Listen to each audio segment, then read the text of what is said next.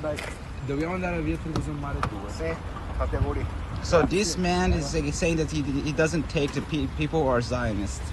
Sionist. Zionist, yeah. Not un po'.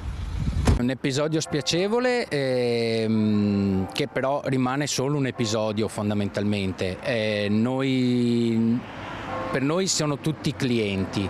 L'episodio è avvenuto a Treviso ed è Bufera, un turista di religione ebraica, ha denunciato che un tassista gli ha rifiutato la corsa perché è accusato di essere sionista, girando anche un video dell'accaduto. Il tassista, dal canto suo, nega il rifiuto e sostiene di aver detto all'uomo e al suo amico che i sionisti non sono ben accetti a bordo, che le porte sono rimaste aperte ed è il cliente che non è salito e poi che era già impegnato con altre corse.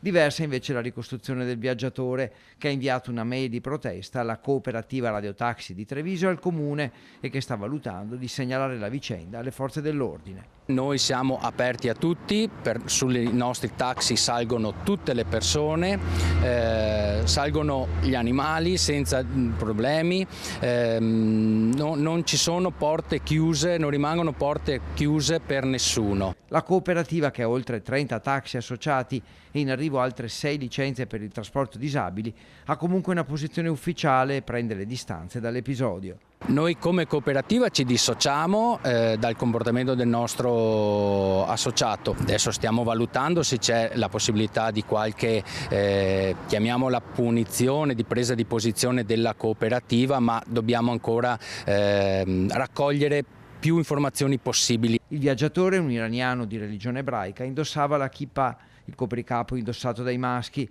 e afferma che dare del sionista a un ebreo solo perché calza la kippah è come dire fascista o mafioso a chiunque soltanto perché parla italiano.